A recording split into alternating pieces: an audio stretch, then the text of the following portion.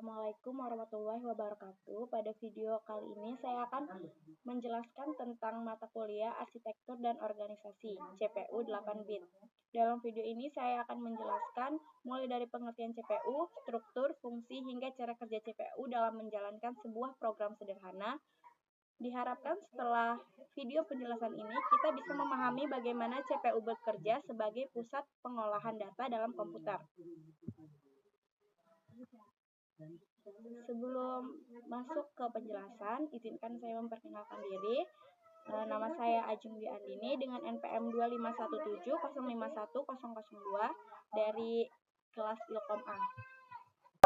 Yang pertama ada pengertian dari CPU. Jadi CPU itu bisa dibilang sebagai otak dari komputer. Semua yang kita lakukan di komputer itu pasti lewat CPU dulu. Misalnya kita input sesuatu, nanti CPU yang proses, baru keluar hasilnya. Jadi CPU ini memang bagian penting dalam komputer. Lalu ada struktur CPU.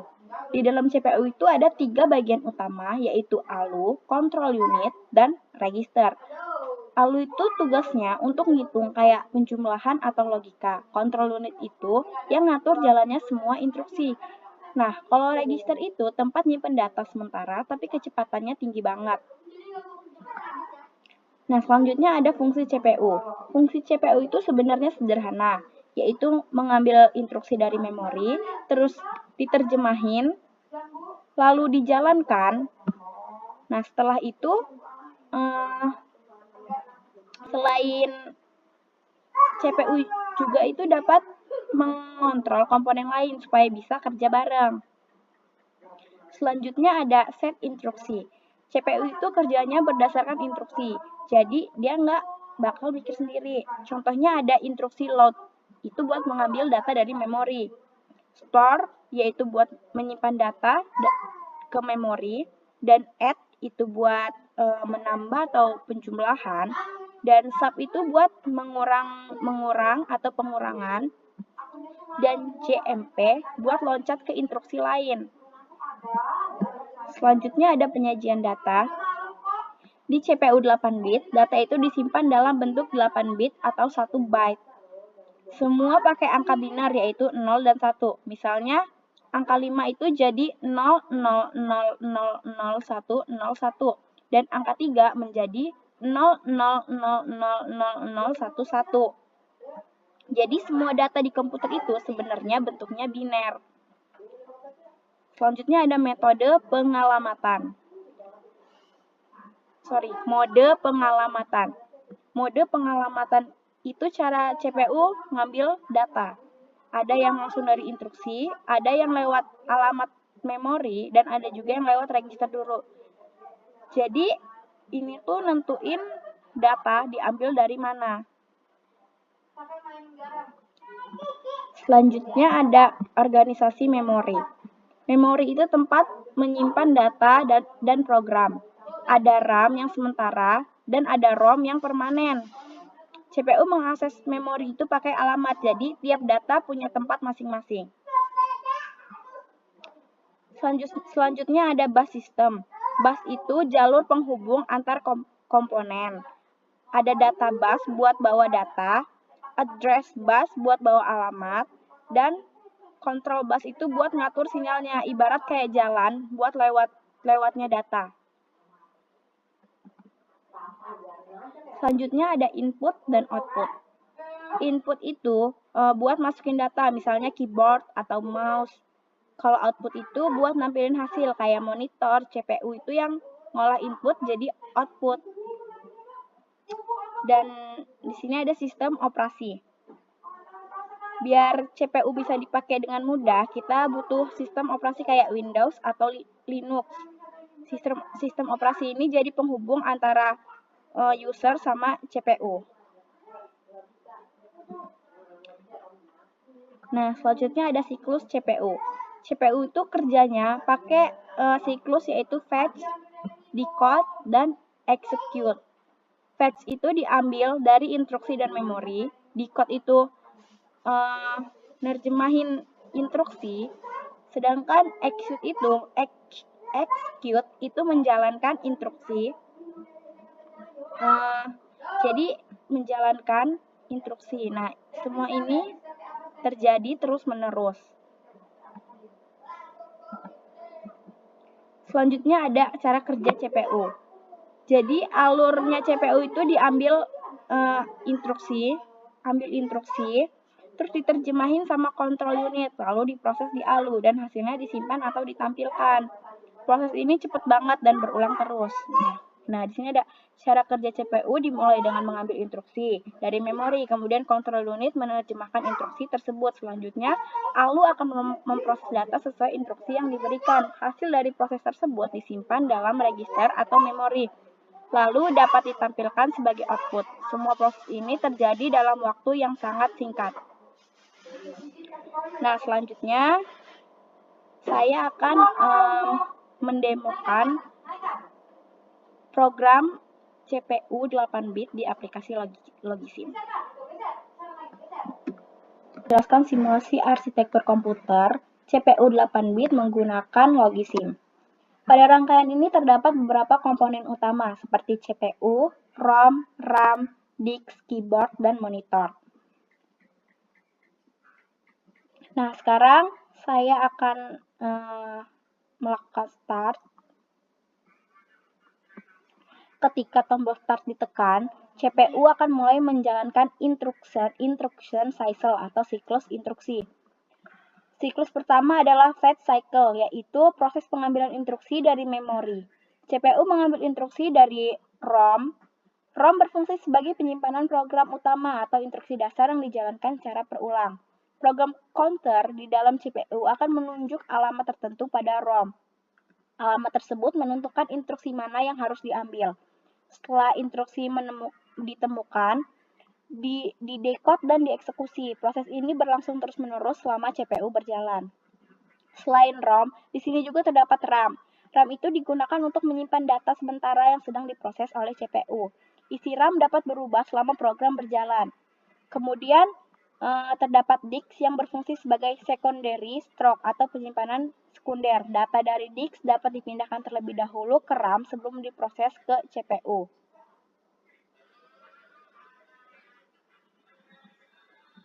Nah, selanjutnya ada keyboard. Untuk perangkat input ini digunakan keyboard. Keyboard memasukkan data ke dalam sistem menggunakan mekanisme buffer atau antrian FIFO atau first in, first out. Sedangkan monitor digunakan sebagai output untuk menampilkan hasil pengolahan data.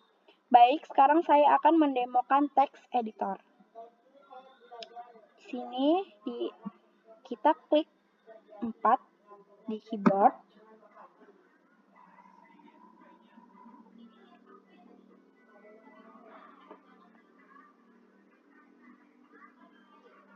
Nah, maka program outputnya bakal muncul di monitor.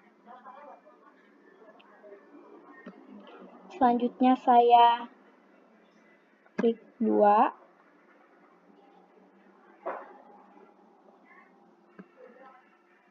Add 1. Nah, di sini saya akan masukkan nama saya.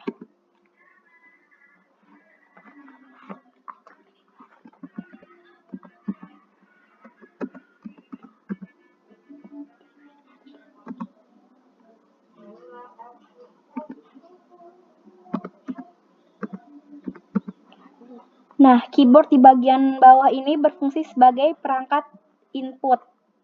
Ketika saya menekan tombol keyboard, data akan dikirim ke CPU. CPU memproses data tersebut lalu menyimpan sementara ke RAM. Setelah diproses, hasilnya ditampilkan di layar sini, monitor. Nah, kita lihat keyboard ini. Karakter yang diketik akan masuk terlebih dahulu ke buffer FIFO atau first in, first out. Artinya, data yang pertama masuk akan menjadi data pertama yang diproses dan keluar. Nah, saya bakal ketik lagi di keyboard.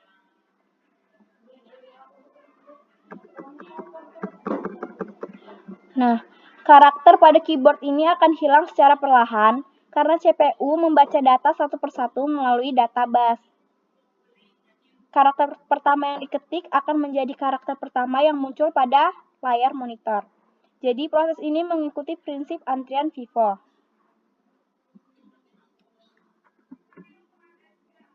Baik, sekarang saya akan menjelaskan bagian ALU tester pada CPU 8 bit secara rinci. ALU atau Arithmetic Logic Unit adalah bagian dari CPU yang bertugas untuk melakukan operasi aritmatika dan logika. Pada simulasi CPU 8 bit ini, seluruh data diproses dalam bentuk biner sepanjang 8 bit. Data tersebut berasal dari keyboard, kemudian dikirim menuju CPU melalui database yang diproses oleh ALU. Pada keyboard saya klik 1.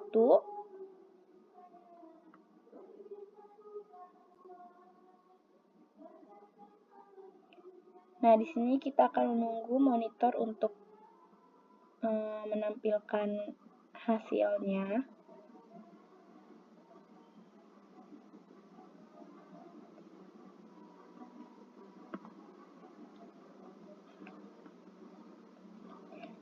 Nah, pada bagian ALU ini terdapat beberapa operasi, yaitu AND, OR, XOR, NOR, ADD, dan SUB.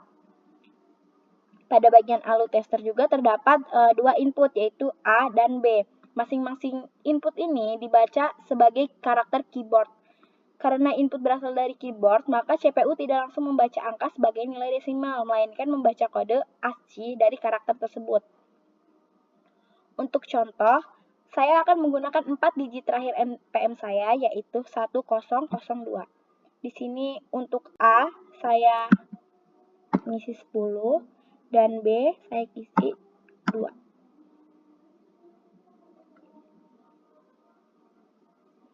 Nah, karakter yang diketik di keyboard ini akan diubah terlebih dahulu menjadi kode ASCII. ASCII itu adalah standar representasi karakter di komputer.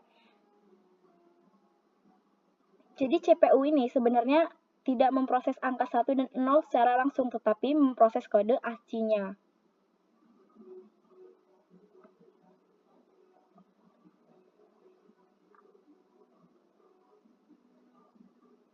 Nah, ini adalah representasi kode biner dari 1 dan 0, yaitu untuk 1 0001 dan 0 itu 0000. Dah. Yang untuk B ini ada representasi kode biner 02, yaitu 000 dan 0010. Pada operasi pertama itu adalah N. Pada operasi N, hasil bernilai 1 hanya jika kedua bit sama-sama bernilai 1. Sekarang kita bandingkan bit ASCII dari angka 1 dan angka 0. Bit pertama ada 0 and 0, yaitu 0, 0 and 0 itu 0, 0 and 0 itu 0, 1 and 0 itu 0, 0 and 0 itu 0, 0 and 0 itu 0, 0 and 1 itu 0, dan 0 and 0 itu 0. Jadi, ini adalah representasi kode biner dari operasi A and B. 0, 0. Selanjutnya ada operasi OR. Pada OR ini, hasil bernilai 1 jika salah satu input bernilai 1. Yang pertama ada 0 OR 0 itu 0, 0 OR 0 itu 0, 0 OR 0 itu 0, 1 OR 0 itu 1, 0 OR 0 itu 0, 0 OR 0 itu 0, 0 OR 1 itu 1, dan 0 OR 0 itu 0. Ini adalah representasi kode biner dari A OR B, yaitu 12. Selanjutnya ada XOR. XOR ini menghasilkan 1 jika kedua bitnya berbeda. Di sini ada 0 XOR 0 itu 0, 0 XOR 0 itu 0, 0 XOR 0 itu 0, 1 XOR 0 itu 1, 0 XOR 0 itu 0, 0 XOR 0 itu 0, 0 XOR 1 itu 1, dan 0 XOR 0 itu 0. Nah, jadi di sini juga adalah representasi kode biner dari A XOR B, yaitu 12. Selanjutnya ada operasi NOR. NOR ini merupakan kebalikan dari OR. Hasil OR sebelumnya adalah 0011000001. Setelah dibalik, hasil NOR jadi intinya NOR ini kebalikan dari OR, yaitu 0 OR 0 NOR 0 itu 1, 0 NOR 0 itu 1, 0 NOR 0 itu 1, 1 NOR 0 itu 0, 0 NOR 0 itu 1, 0 NOR 0 itu 1, 0 NOR 1 itu 0, 0 NOR 0 itu 1. Jadi representasi dari A NOR B itu adalah ED. Ini kode binirnya 1110 itu untuk E dan 1101 itu untuk D. Selanjutnya ada add, operasi add.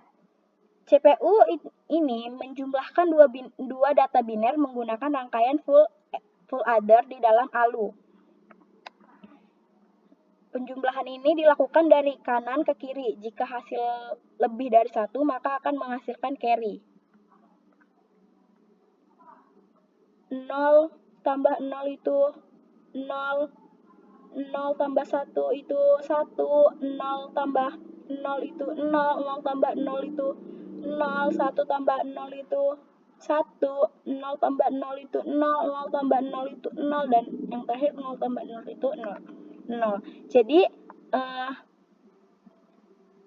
representasi kode biner dari A add B itu adalah 12, yaitu untuk 10001 dan 2 itu 0010. Nah, yang terakhir ada operasi subtraktor atau pengurangan. Pada sistem digital, pengurangan dilakukan menggunakan metode two's complement.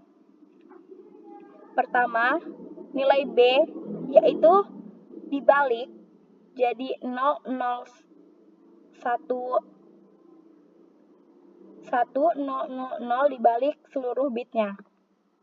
Nah, kemudian ditambahkan 1. Setelah itu dijumlahkan dengan nilai A. Jadinya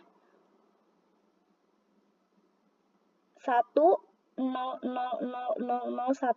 Carry paling kiri diabaikan sehingga hasil akhir menjadi 0001110. 000 ini untuk 0, 1110 ini untuk E. Pada seluruh proses ini, keyboard bertindak sebagai perangkat input. Data dikirim melalui databus menuju CPU. Control unit menentukan operasi mana yang dijalankan.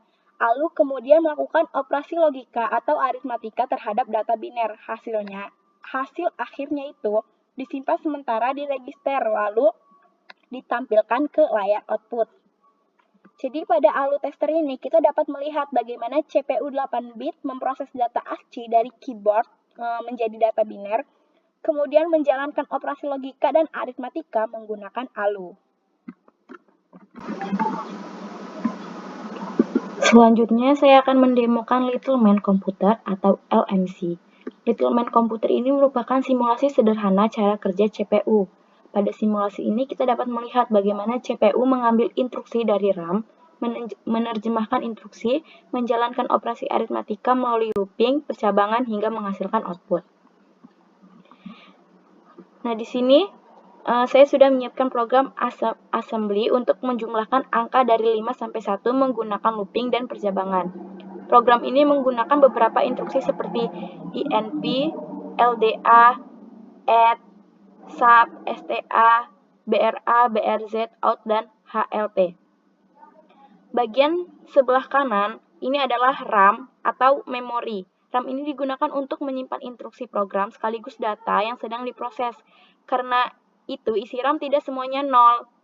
Angka-angka pada RAM ini merupakan representasi instruksi assembly yang sudah diterjemahkan menjadi kode mesin.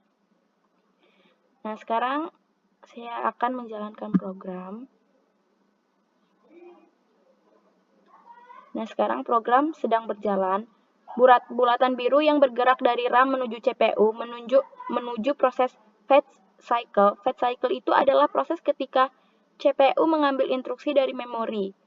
CPU mengambil instruksi satu persatu sesuai urutan alamat memori. Saya masukin input 5.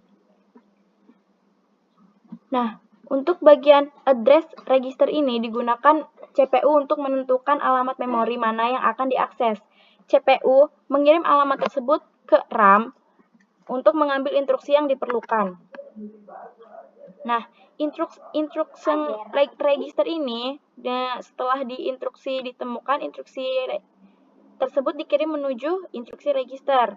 Instruksi register ini digunakan untuk menyimpan instruksi sementara sebelum diterjemahkan. Pada tahap ini, CPU melakukan decode, yaitu menerjemahkan instruksi assembly menjadi operasi yang dapat dijalankan.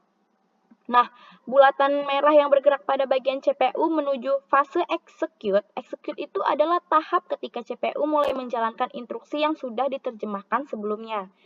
Pada program ini, CPU sedang melakukan operasi penjumlahan berulang menggunakan ALU atau Arithmetic Logic Unit.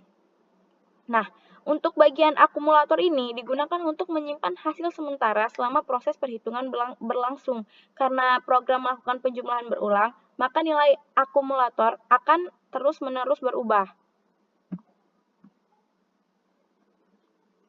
Awalnya akumulator bernilai 0, kemudian bertambah, akan terus bertambah, ini bertambah menjadi 5, lalu nanti akan menjadi 9, kemudian 12, dan kemudian 14. Dan yang terakhir akan menjadi 15. Nah, program counter ini berfungsi untuk menunjukkan instruksi berikutnya yang akan dijalankan CPU. Ketika looping terjadi, program counter akan kembali ke alamat instruksi sebelumnya. Karena itu, terlihat program counter melompat kembali ke atas. Nah, untuk bagian looping pada program ini dilakukan menggunakan instruksi branch. Instruksi break atau instruksi BRA atau branch always digunakan untuk mengulang program kembali ke bagian loop. Sedangkan instruksi BRZ atau branch if zero digunakan sebagai percabangan untuk menghentikan looping ketika nilai counter sudah mencapai 0. Di bagian memori ini terlihat hasil akhir yaitu 15.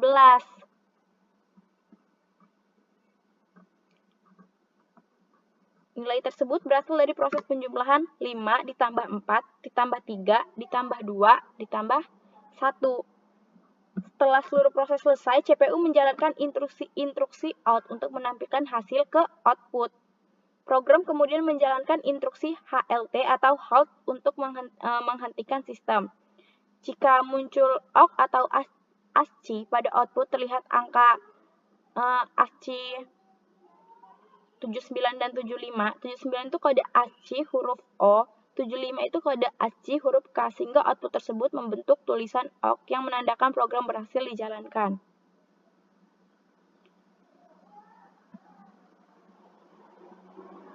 Nah, dari simulasi Little Man komputer ini, kita dapat memahami bagaimana CPU bekerja, mulai dari proses fetch, decode, execute, looping, percabangan, penggunaan akumulator, hingga menghasilkan output akhir. Nah, baik, sekian penjelasan dari saya. Mohon maaf apabila terdapat kesalahan atau kekurangan. Saya akhiri, wabillahi taufiq wal hidayah. Wassalamualaikum warahmatullahi wabarakatuh.